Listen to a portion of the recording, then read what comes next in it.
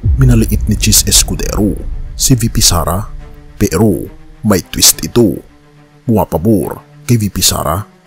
Senate President Cheese Escudero questions why the Senate is being pressed to immediately act on the articles of impeachment filed against Vice President Sara Duterte when the House of Representatives took more than 2 months to act on it. Senate President Cheese Escudero refuses to comment on rumors that the House of Representatives is slated to transmit to the upper chamber the impeachment complaints against Vice President Sara Duterte this week. According to Escudero, there are no ongoing preparations in the Senate for the possible impeachment trials against Duterte. The Senate chief previously said he had no intention of instructing fellow senators to prepare for such eventuality at an early time such as now. Ba't ba nyo kami minamadaling gumalaw ng ilang oras? Process lang. Sila mahigit 2 buwan, inupuan, pinag-isipan at pinag-aralan yan. Siguro naman entitled kami ng ilang araw man lang.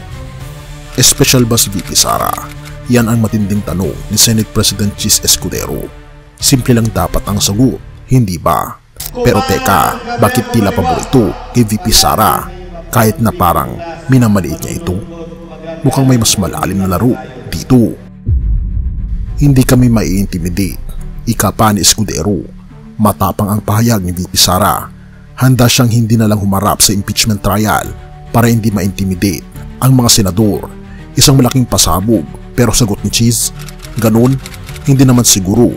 Tinatayak ko sa kanya, hindi kami mai-intimidate. Isang simpleng pangusap pero tila may halong kumpiyansa at pangmamaliit. Parang sinasabing hindi ka naman ganun kalakas para matakot kami. Pero kung ganun, bakit parang mas pabor ito kay Sara?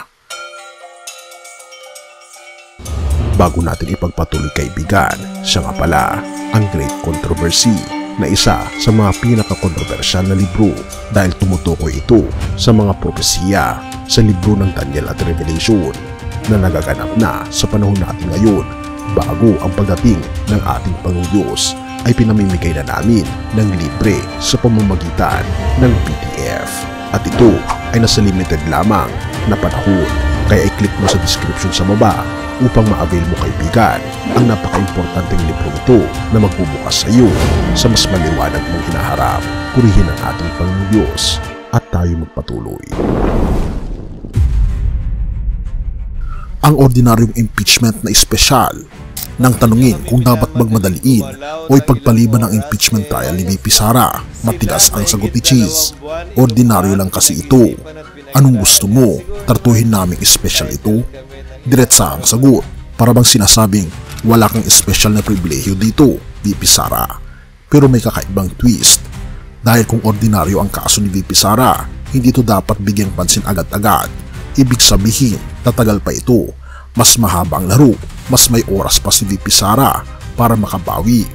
At kung walang talagang intimidation, bakit kailangang sabihin pa? Ang lihim na pabor kay VP Sara. Pero ito ang hindi napapansin ng karamihan sa tila pagmamaliit ni Cheese Escudero kay VP Sara. Lumalabas na hindi ito isang emergency na kailangang resolbahin agad. At ang epekto nito, napapahaba ang impeachment process. Mas maraming pagkakataon si Sara na makapagmaniobra, mas magmumukhang kalmado at hindi desperado si Sara sa mata ng publiko. At kung may kalaban siya sa politika, mas maraming oras itong mawalan ng interes o lumipat ang atensyon sa ibang issue. Kaya sa dulo, sino ba talaga ang magwawagi?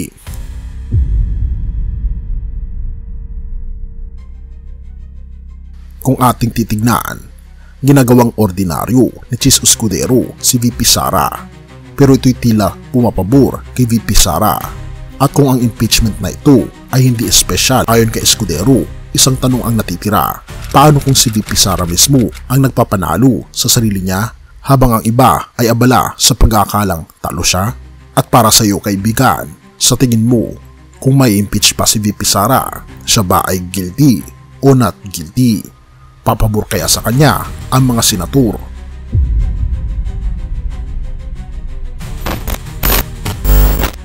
Mateo 20 verse 16, ngunit ang mga huling magiging una at ang mga una ay magiging huli. Sa politika at sa buhay, madalas nating iniisip na ang malakas, tanyag at may kapangyarihan ay laging panalo. Ngunit pinapaalala sa atin ng Biblia na hindi laging nauna ang inaakalang malakas at hindi laging nahuli ang inaakalang mahina. Huwag tayong mawala ng pag-asa. Sa dulo, hindi ang opinyon ng mundo ang magpapasya ng ating tagumpay, kundi ang kalooban ng ating Panginoong Diyos. Ang tanong ay, saan mo inilalagay ang iyong pagtitiwala? Sa opinyon ba ng mundo o sa plano ng ating Panginoong Diyos? Have mercy, O God. Purihin ang ating Panginoong Diyos at tayo manalangin. Ama naming Diyos na makapangyarihan sa lahat, salamat po sa inyong salita na nagbibigay ng liwanag sa aming pangunawa. Tulungan niyo po kaming hindi masilaw sa kapangyarihan, posisyon at mga panlabas na bagay ng mundong ito, kundi manatiling tapat sa iyong kalooban. O aming Panginoong Diyos, itinataas namin sa iyo ang aming bansa, ang aming mga lider at ang buong sistema ng hustisya at pamamahala. Naway magkaroon ng katotohanan, katanungan at pagpapakumbaba sa puso ng bawat isa. Pinapanalangin din namin ang bawat isa na nakakanood at nakakarinig ng mensaheng ito. Naway patuloy naming mahanap ang aming Panginoong Kristo sa pang-araw-araw naming buhay at sa bawat desisyon po namin, sa bawat sitwasyon at sa bawat hamon ng buhay. Huwag niyo pong hayaan ang aming puso ay maguluhan o mapanghinaan ng loob. Sa halip, bigyan niyo po kami ng pananampalatayang nagmumula sa iyo, o aming Panginoong Diyos. Pananampalatayang hindi natitinag ng opinyon ng iba, kundi nanatiling sa iyong katotohanan. O aming Panginoong Jesus, ilapit mo po kami sa iyo araw-araw. Huwag mo kaming hayaang lumayo o malito sa takbo ng mundo, kundi turuan niyo po kaming mas lumapit, mas sumamba at mas magtiwala sa iyo. At turuan niyo po kami na basahin ang iyong banal na salita upang mas makilala po namin kayo sa aming buhay. Pinupuri po namin kayo at pinapasalamatan at salamat sa pagdinig ng aming panalangin at patnubayan po kami at patawarin po kami sa lahat ng aming pagkukulang at pagkakasala, sapagkat ito ang samot hiling sa matamis na pangalan ng aming Panginoon Jesus. Amen.